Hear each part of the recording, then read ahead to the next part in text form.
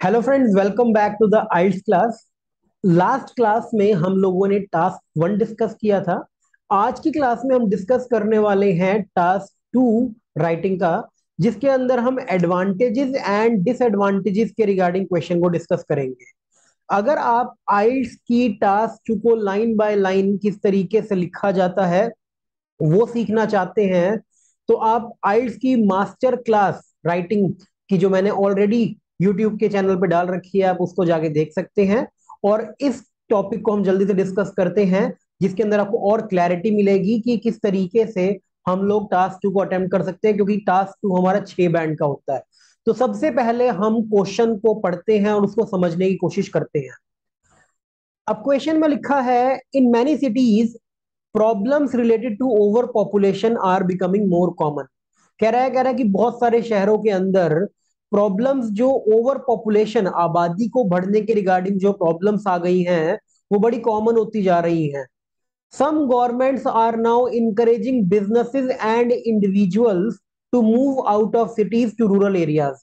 और कुछ सरकारों ने अब क्या किया है कि वो लोगों को और बिजनेसेस को इनकरेज कर रही हैं, प्रोत्साहन दे रही हैं कि आप शहरों को छोड़ के गांवों में शिफ्ट हो जाइए। Do the advantages of this trend outweigh the disadvantages. अब आपको क्या लगता है कि जो फायदे हैं इस पर्टिकुलर ट्रेंड के, कि जो बिजनेसेस हैं या जो लोग हैं वो शहरों को छोड़े और वो गांव के अंदर शिफ्ट हो जाएं, इसके क्या फायदे ज्यादा हैं इसके नुकसान के बदले में? ठीक है। तो आज हम क्या करने वाले हैं, सबसे पहले हम डिस्कस करते हैं कि पैराफ्रेजिंग कैसे करनी है। क्योंकि बहुत सारे लोगों को पैराफ्रेज करने में दिक्कत आती है। जनरल स्टूडेंट्स ये बात कहते हैं कि सर, हमें पैराफ्रेज नहीं हो रही है स्टेटमेंट, हम आइडियाज फिर भी एक बार लिख लेते हैं। तो पैराफ्रेजिंग सबसे पहले हम करेंगे। दूसरी दिक्कत जो आती है वो आती है कि टॉपिक समझ तो आ गया है, लेकिन ये नहीं समझ आ रहा है कि इसके लिखें क्या, आइडियाज क्या होंगे। ठीक है। तो मैं पहले आपके साथ इस टॉपिक की प्लानिंग करूंगा, जिसके अंदर मैं आपको इसके कंप्लीट आइडियाज दूंगा कि आप कितने लिख सकते हो। मैं आपको इतने आइडियाज दे दूंगा कि आप आराम से 250 वर्ड्स क्रॉस कर सकते हो उन आइडियाज की हेल्प से। ठीक है।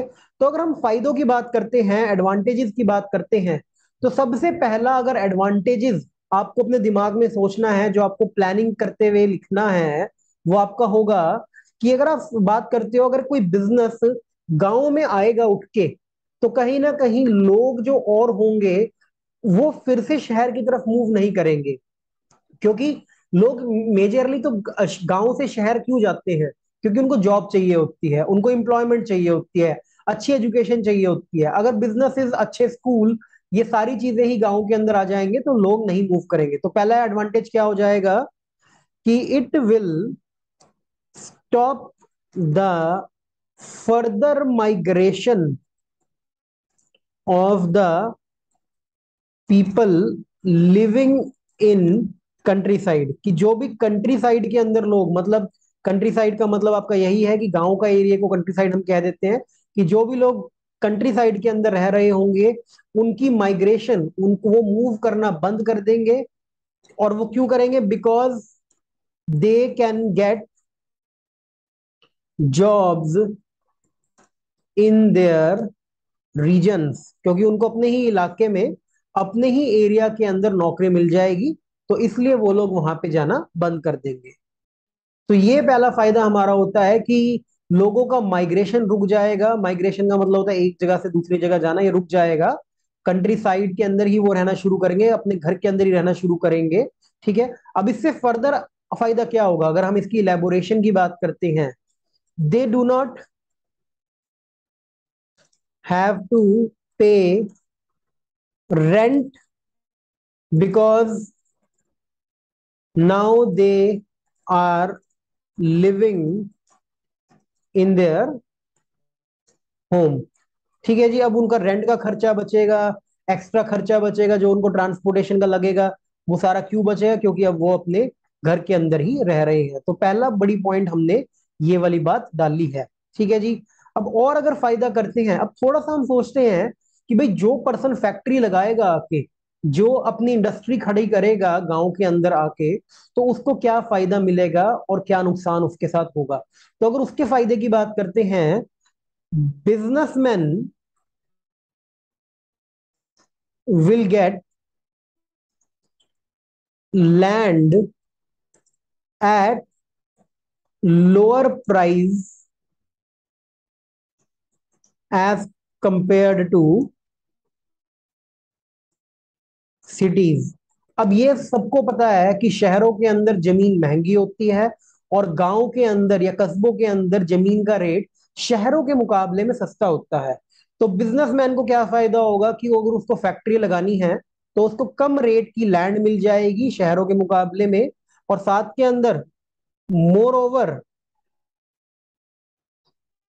The workforce can be hired at cheaper rate. अब ये भी हम लोगों को पता है कि जो लोग गांव के अंदर रहते हैं उन लोगों को डेफिनेटली खर्चा ज्यादा नहीं होगा उनका, क्योंकि उनको ज्यादा हमें पे नहीं करना पड़ेगा, वो कम सैलरी के अंदर भी उनको रखा जा सकेगा। तो ये तो हमने दो पॉइंट डिस्कस कर लिए हैं कि भाई क्या क्या फायदे होंगे अगर बिजनेसेस को लेके आया जाता है गांव के अंदर। ठीक है जी। नुकसान की अगर हम बात करते हैं, अगर कोई पर्सन कहता कहता है कि नहीं सर नुकसान भी होंगे, तो क्या क्या नुकसान होंगे इसके, तो इसको डिस्कस करते हैं जल्दी से। अब देखिए ये बात हमें पता ही है कि गांव के अंदर शायद बिजनेसमैन को हर तरीके का एम्प्लॉय ना मिले, क्योंकि जब एक इंडस्ट्री को सेटअप किया जाता है, एक फैक्ट्री को सेटअप किया जाता है, तो कहीं ना कहीं एक इंजीनियर भी चाहिए होता है, एक अकाउंटेंट भी चाहिए होता है, लेबर भी चाहिए होती है, बहुत सारी चीजें चाहिए होती हैं। तो शायद कुछ चीजें उनको मिल जाएं और कुछ चीजें ना मिले। ठीक है, तो अब इसको हम कैसे लिखेंगे? It may happen that businesses find difficulty